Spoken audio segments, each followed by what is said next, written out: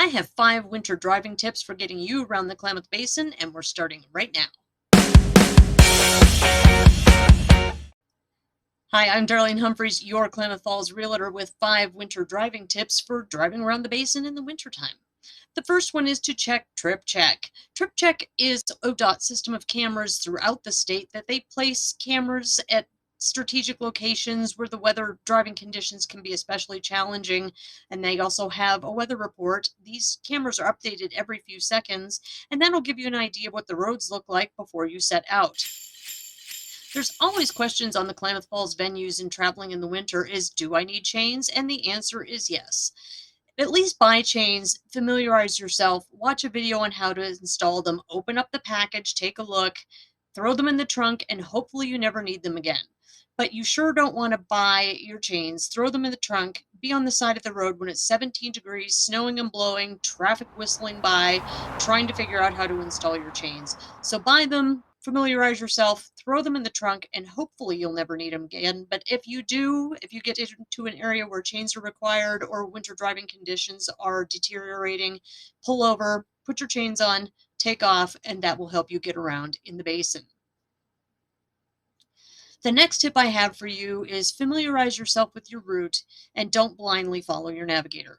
We've all done it. Plug an address into your navigator, off you go, and then in Klamath, sometimes the roads were platted in years and years ago. They're not maintained. They sure aren't plowed, and your navigator is taking you somewhere where you shouldn't be. We've all seen the news stories. You don't want to become a search and rescue mission or an inevitably bad news story because you are following your navigator down some road where the cows walk and you had no business being. So familiarize yourself with your route.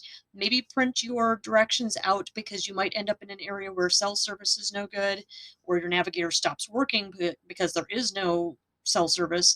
And so at least you have something to refer back to and maybe get yourself where you're trying to go. The next tip I have for you is don't drive over the center berms. I don't know why. The county and ODOT plow into the center. And for those of you not familiar, there's 2 lanes of traffic, and then they plow the snow into the center between the lanes. And so many people, especially when the berms aren't very high, try to drive over the center berms. That snow is icy, it's hard.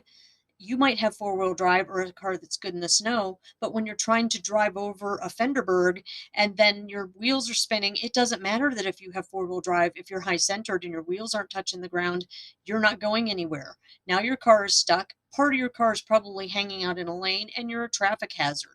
So go down to the next intersection, turn around, come back until ODOT decides it's stupid, and it is stupid, to plow into the center lanes. There's going to be Fenderbergs, a mountain of snow in the center. Don't try to drive over it. And the last tip I have for you is slow down. You might have 4-wheel drive, you might have a car that's great in the snow, but just slow down. It's very typical in the basin for it to snow overnight, then the temperatures warm throughout the day, the sun comes out for a while, and then the temperatures drop, the sun goes down, and then the roads are treacherous. And during the winter especially, just take a couple extra minutes and slow down. It's worth it, and you will definitely get where you're going if you slow down. If someone's behind you, flashing their lights, they're impatient, let them pass. You'll see them at the ditch down the road, and you can giggle as you drive past because you slowed down and you're going to get where you're going. Thanks for watching my 5 tips for getting around the basin in the winter driving conditions. Leave things better than you found it.